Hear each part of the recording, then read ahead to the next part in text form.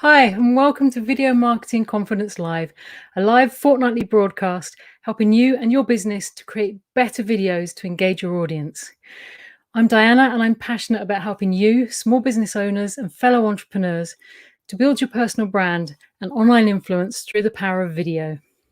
Effective video marketing has the power to move people to action and enable you to thrive. If you have any questions today, please do send them over and we'll get through as many of those as we possibly can. Today, I'm joined by Bob Keiller CBE.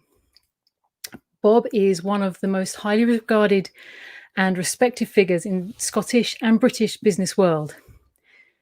He has been the chief executive of the Wood Group, chair of Scottish Enterprise, and also chair of Entrepreneurial Scotland. If I put my teeth in today, that would be quite good. He was appointed Commander of the Order of the British Empire in 2017 for services to business and entrepreneurship, as well as named Scotland's Icon of the Year in the 2018 Barclays Entrepreneur Awards. He's a TEDx speaker, a LinkedIn influencer with nearly 160,000 followers, chief storyteller at The Lens, and I love that job title.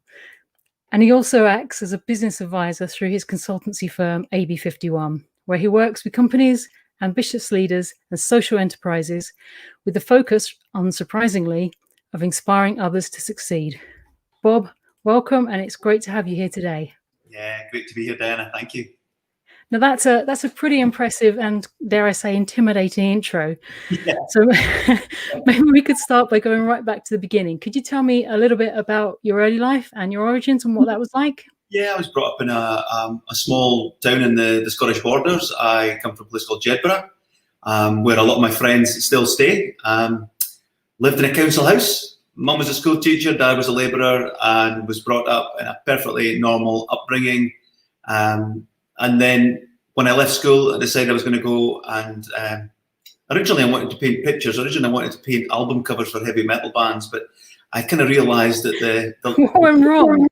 I probably wasn't good enough, and also the opportunities I always realised were limited. So I thought I need a career to fall back on.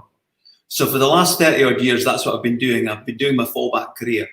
So I went to university, studied engineering, and left there. Went and joined an electronics company, Hewlett Packard, and realised that detailed electronics really wasn't my kind of thing.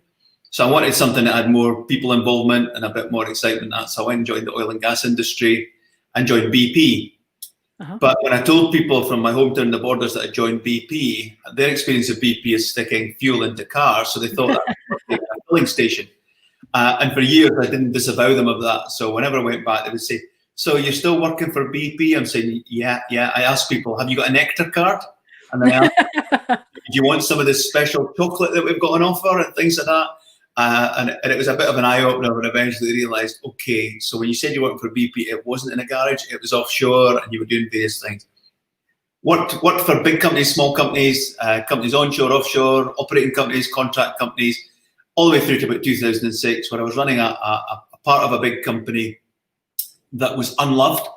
So I saw the opportunity to buy it. So I went and raised some money, bought it, grew it, sold it, bought some other companies, integrated them with the business, and then eventually kind of went into Wood Group, took over as CEO.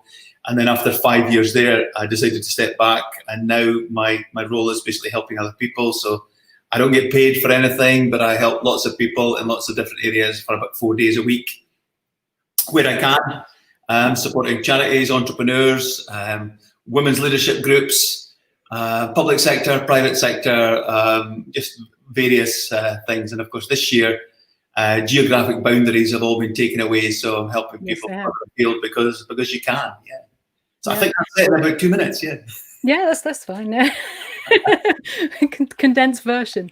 Interesting that you choose to do the 4 days a week unpaid now, rather than jumping from one big name to another big name. I like that. Yeah, I mean, I could have been joining various boards for various reasons and chasing all that kind of stuff, but I'm not sure it's what I wanted to do. And actually, I get a lot of satisfaction from working with, as I say, with charities, with early stage entrepreneurs, and with people who I can make a difference to. Whereas if you're part of a big machine, then yes, you can make a difference, but you're still a small part of a big machine. Whereas if you're able to help people at the early stages, sometimes you can prevent them from making mistakes. Sometimes you can give them the inspiration to step forward. Sometimes you can give them the skills to unlock and open doors for them. So, I mean, that's a hugely satisfying thing to be involved in. And interesting what you said about Jebra and your friends back home thinking you work from in a filling station. I guess down there they're more into the rugby sevens than conglomerates. Yeah, no, and in fact that's one of the reasons I go back down there on a regular basis is if when the rugby's on, I go back down with my friends and we watch the rugby together and reminisce about how good we all were, and all that kind of stuff. Yeah. I used to stay down in the border, so I know how big it is down there. So bringing your story up to date, completely back up to date again. Looking at your LinkedIn, your headline on there is doing core values, business storytelling, practical leadership, inspiring entrepreneurship, and growing businesses. So can you tell me a little bit about what that actually looks like? Yeah, I mean, these are the things that people ask me to help them with predominantly. So I often get asked to go into companies and say, our organizations, and say, look, we'd like to think that our culture's a good culture, but we're not sure, and we'd like some support and help to try and work out, are we right, are we wrong, are we doing the right things, can we do more, should we do more,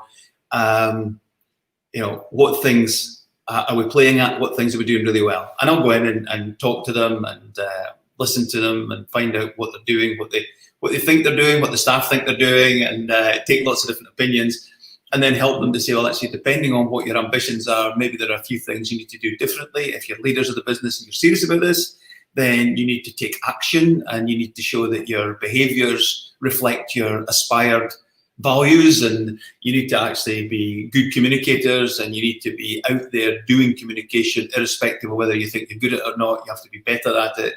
So help them in that area.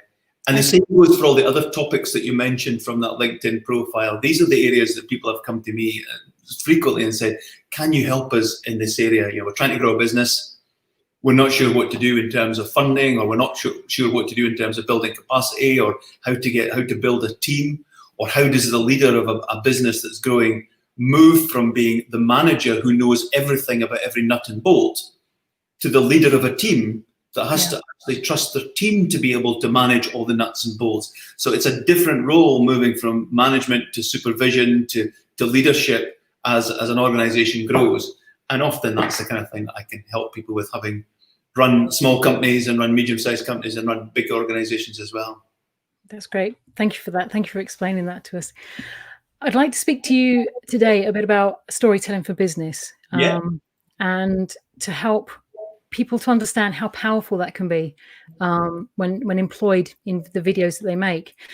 As far as I'm concerned, stories are embedded in our DNA. We were all told them as children. It's kind of how we learn. And I think to some extent, it's how as adults we still learn best and retain information, being the oldest form of communication kind of thing. So I think storytelling for me, now it's interesting you mentioned values there, because for me, storytelling and audience and core values are kind of the key anchors in video marketing, which is what I do. So I'm interested for you, which of those three things do you think should be considered first? Which is the most important, the storytelling, the audience, or the core values? And where should people start?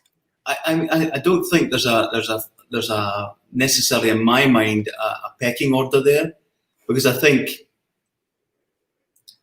becoming a better business storyteller will benefit you wherever you are in any kind of journey or in any organization, irrespective of whether or not that's a journey that's associated with culture and values. If it is, it's a huge benefit on that journey. But if it's not, it can still help you to sell more of your products or services, to persuade people to come and join you, persuade people to invest in you, persuade people to lend you money, whatever it is that it takes for the success of your organization. So I think the skills around business storytelling are pretty transferable across most aspects of most organizations. They're not the panacea to everything. No. So just being a great storyteller isn't enough. You still need to be pretty good at operations and running businesses and managing people and dealing with finance and funding and all that kind of stuff as well. But they do add so much in terms of being able to take people with you on a journey, or to get your message across in a way that's compelling, authentic, and memorable. Yeah. And do you think there's a particular structure or formula to a good story? I think there can be, but I would hate to prescribe it too closely. So I went looking for the structures and started off with the hero with 1,000 faces, all the way through looking at all the film writers and the scripts I've done over the years. And I eventually came back and said the model that works best for me is based on Pixar. Right. Pixar, I've got like a 7-stage process, but when I started using it, even 7 stages was a little bit too much. So I like to think of it as a story's got 5 bits. It's got a beginning, a middle, and an end, and then it's got a bit that joins the beginning to the middle, and a bit that joins the middle to the end. So it's actually got 5 bits. So those 5 bits, and the way I think about it is the first bit is the setting, second bit is the turning point where something happens or a challenge arises. Then the middle bit is about the struggle. If there's no struggle, there's no tension, there's no drama, then we don't remember stories. It's like just who we are. At the end of the struggle, there has to be some sort of resolution or some sort of solution to the puzzle that's been set up. And then the final part is there needs to be a takeaway message as to why you're telling that story in a business context. So it's not just a random story, it's a story with a morale or a purpose or a takeaway message that you're putting into a presentation or a talk or a meeting for a reason. So these are the 5 kind of simple elements that I look at in terms of a structure of a story that works. Now, there are other structures for stories, but often when we're telling stories in a business context, they need to be short.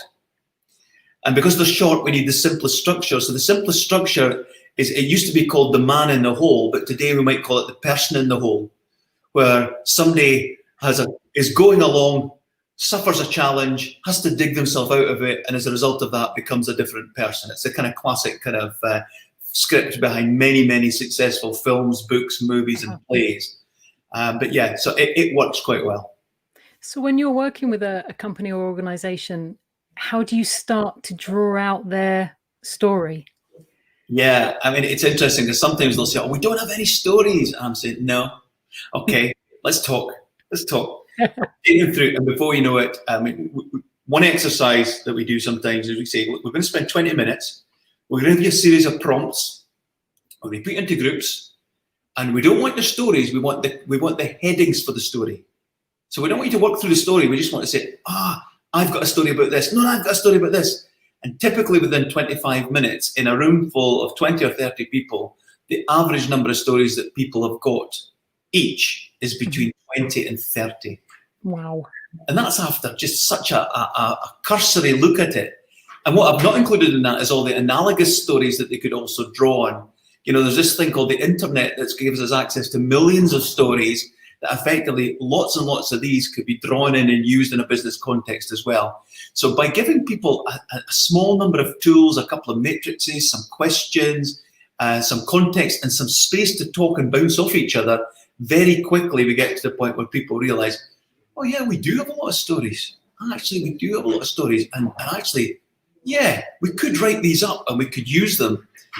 But most companies, they've never taken the time to list their stories, they've never taken time to collect them, and they've never taken time to share them. So as a result, the only stories that people have got access to are the half-remembered fragments that they carry about with themselves. Yeah, absolutely. Encounter that all the time. In your experience, what are the advantages of a company or organization investing time in putting those stories out as part of their message, if you like? I mean, the advantage of the story as a container of information rather than other types of information. You've already said it in the introduction here. We remember stories much, much clearly and much for longer than we do any other form of information. And that's not just me saying that. There's primary research that you can go back to. Interestingly, there's one claim that I found on the internet several times of people saying stories are 22 times more memorable than non-narrative information.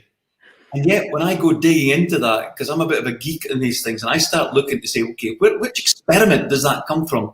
Mm-hmm. Cannot find anything that says 22. I can find something that says, in certain circumstances, a story is twice as memorable. In other circumstances, a story is 6 or 7 times more memorable. But the 22 is this elusive figure, and I'm thinking, chasing an elusive figure, isn't that called Catch 22? And I thought, well, maybe that's where Joseph Heller got the name of the book from in 1961. Just proving there that you can take the man out of engineering, but you can't take the engineer out of the man. Finally, Bob, no, not finally at all. At the risk of bowing to an instant info culture, something that I'm sure you're not keen to condone, but we'll go for it. If you could condense all of your experience with storytelling, what top 5 tips could you give us for using storytelling for a business as a starting point that any organization can use? Right. So thankfully, you gave me some warning that this might come up, Dana. So thankfully, I've had a chance to think about it. The first of those relates to what we've just been talking about, is if you're going to use stories, you need to become a harvester of stories. So you need to actually begin to look at all the fragments of stories that are sticking out from the sand, and pick them up and blow the sand and dust off them and craft them into a fully formed story and write them down. Yeah. And typically we're talking something that is less than a page. So we're not talking about writing novels here. We're talking about something that's maybe 100 or 200 words that you could tell in an opening segment of a presentation. Uh-huh. Once you start writing them down, you force yourself into thinking about, well, what's missing here? Is there a structure to it? Do people know what the story is about? Is the takeaway message clear?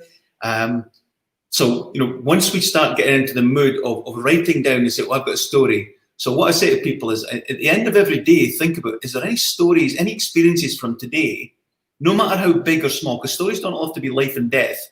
Is there something from today that I could write into a story and add it to your list? In your journal or on your Dropbox or wherever you keep your lists, and add it to your journal of stories that I will write when I've got the time.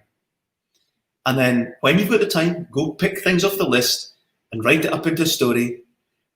Send it to a friend or a colleague who can look at it and say, oh yeah, but actually there's something even more interesting we could add to that. Or, oh, you didn't mention this thing that happened. Mm-hmm. And you absolutely get the story and start building up a collection of stories. So that's the first thing, is become a story harvester.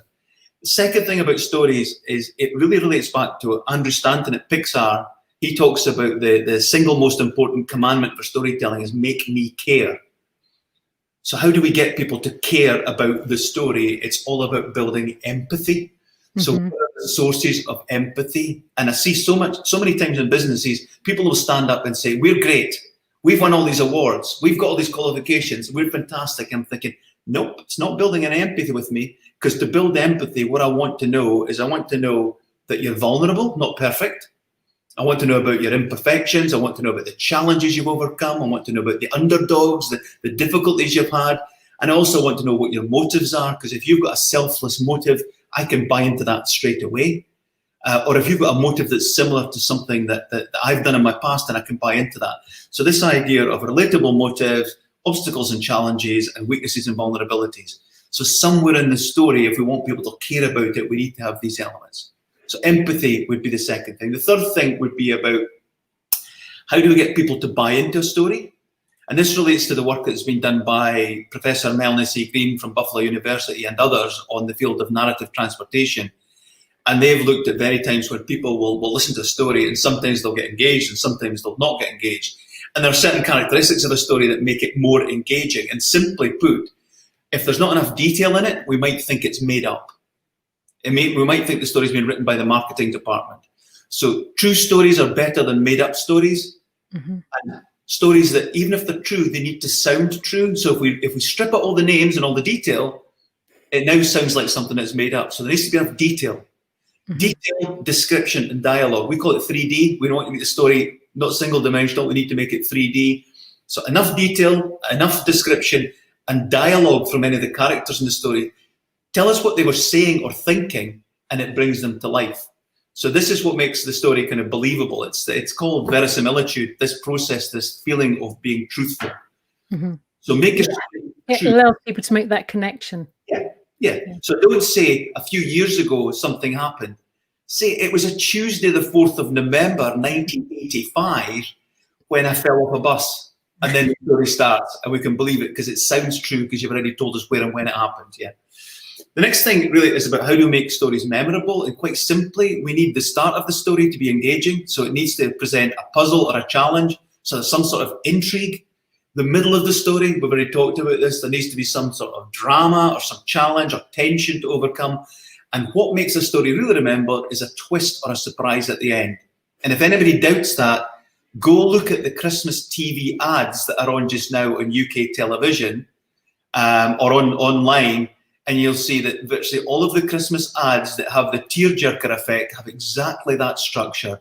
Yeah. They propose somebody trying to overcome a challenge with a lovely heart-wrenching twist at the end and some nice music and a key message that comes across the screen. Hate to sound cynical, but actually the formula that they use actually works tremendously well. It works in advertising, it works in mega movies, you know, so why knock it, you know? So that's the fourth thing. The fifth thing really is about making it short. Now, to make a story short, sometimes you have to edit it to the point where you think, but I'm not telling the full story. I'm saying, I know. You're not telling the full story because you won't have time to tell the full story. And the analogy I often use is if, you know, if a film producer is making a film based on a book, the book may run to 400 pages. The film script will only run to 120 pages. So by definition, they're leaving out nearly 3/4 of the material and yet still trying to get the story across. So they have to be very selective about what scenes they show, what scenes they leave out, sometimes combining events together, sometimes, you know, even missing characters out that were key to the book that didn't appear in the film. So what I'm saying to people is when you're doing your stories, make sure that they're short enough to be used. Because if I've got an 8-minute story, there's not many times in business that I'll get the chance to use it. Whereas if I've got a 90-second story, I may find that I can use it every time I'm in a meeting or every time I speak to a customer or every pitch I do or every presentation I do. So that's the final point. If I summarize all those together, it's about make a collection of stories, make me care about what's happening in the story, make me believe that the story really happened or is really happening, make me remember the story by making sure it's memorable, and make it short. Brilliant. That's spot on, Bob. I totally agree with all of that. And I love those little tips in there. I know so many people who just ramble on just for the sake of rambling on because they think they've got to fill those 12 minutes, whatever it is. And they don't have to do that at all. And on that note, I think I should shut up now. So we will make this finally this time. I'd like to know what the future holds for you. What's the next chapter in your story? What do you feel you still have to learn? I mean, I'm learning a lot all the time because I'm working with some organizations that are truly humbling in the way that they're helping people on the ground. There's so much more. There's lots and lots of challenges that I'd like to get involved in and like to help people with. And I'm still learning every step of the way. So when I deal with, you mentioned the Lens organization earlier on, for instance. So I help the guys in the Lens to take people largely from the third sector to allow them to use storytelling to convey their suggestions and ideas for how to improve their organization. And often it's because they've got ideas, but they've never been able to articulate them, or they've never had an opportunity to articulate them, or any suggestions in the past have not been well received because the systems and culture weren't in place to receive those things. And sometimes when you listen to these people, you're going, oh my goodness, such a simple idea with such a huge impact. And the ability to know that if I can help them tell their story, and then it allows them to do something relatively modest that might change somebody's life for the better or might save somebody's life, what a difference that can make. Yeah. That was a vague answer. It was a vague non-answer, Diana, but I kind of think I'm still I'm curious, I'm energetic, and absolutely in that place of willing to learn. I probably read 2 or 3 published papers every single week in the fields of persuasion and storytelling and influencing, to try and make sure that everything I'm doing is based on sound, solid principles and not just kind of my own mantra about what I think works and doesn't work. Yeah. And I think curiosity is the key of what you said there. If we are curious, we will learn. Yeah. And also what you said about helping people bring out stories that will change their lives. Sometimes the most powerful stories come from the most unexpected places. Yeah, absolutely. So, Bob, it's been an absolute pleasure speaking with you today. Thank you so much for joining me. How would you like people to connect with you and access more of your help and advice? Yeah, I mean, LinkedIn's probably the easiest way. On LinkedIn, if they go into my back catalogue of things that I've written over the years, that a lot of it relates to presenting and pitching, but there are elements in there about storytelling. The other thing I'd also encourage, if anybody goes on to look at my TEDx talk on doing core values, now that you know about my passion for storytelling, you'll recognize that the first 4 minutes is a story that follows that Pixar formula. The next 7 minutes is another story that follows the same formula. And the last minute is basically a roundup of the two. So the structure of that talk is very simple. It's 4 minutes plus 7 minutes plus 1 minute. And by using that formula with the shorter story first, you hooked people in and then hold their attention for the longer story. It was that. There's also a link between the two stories so that you can see that one relates to the other. And when you see that, you'll also, if you look closely, they'll see that on the stage when I'm speaking in front of me, I've got a storyboard, which effectively allows me to look at a graphical representation of my talk so that I can see where I am. The storyboard has also got a color code to it, which sits next to my timer, which makes sure that I move from one section to the next at the right time so that I finish within plus or minus 5 seconds of the designated time. Again, there's the engineer coming back in there. Coming back in. But it's an engineer, but I have to say that idea of having a storyboard in front of you to lead you through what you're going to say and help you to remember everything is brilliant, because I know so many people who struggle. They think they've got to script everything and then they have to read it all, and you get really boring monotones for them, or they trip over their words and they've got to go back and start again, and it's just stressing them out. And that's not how we live life. We live life like this, in conversations where we go from one subject to another. And so just to have a pictorial representation without exact words that you're trying to fit in is excellent. So I love that tip. Thank you, Bob. Yeah, no, you're welcome. And if any time you want to see examples of them, I've got hundreds of examples of storyboards that I've used in the past. They're not very sophisticated, but they're very effective. I'd love that. I'd love that if you could send some over. If you're willing, I'd like to share that with people as well. Yeah, I'll send a couple over, Diana. That'd be great. That'd be great. Thank you. Thank you so much, Bob. Thank you, Bob Keiller, thank you again for being here today. So do remember to connect with me also on LinkedIn, Instagram, Facebook, and YouTube for more help with creating videos for your business and building your personal brand. Thank you for watching today, and for all the questions. I hope we've managed to fit some of them in and cover some of them. I'm sorry if we haven't answered any specifically. If you're watching the replay, just type them in the comments below, and we'll try to get to those as soon as we can. Video Marketing Confidence Live is usually here every fortnight, though I'm taking a wee break over the Christmas period, and we'll be back on Thursday, the 14th of January at 3 p.m. Have a safe and happy Christmas, and I'll see you next year. Take care. Thanks for watching Video Marketing Confidence Live with me, Diana Johnson. Be sure to join the community at videomarketingconfidence.com, where you can continue to find ways to use video to help you thrive. See you next time.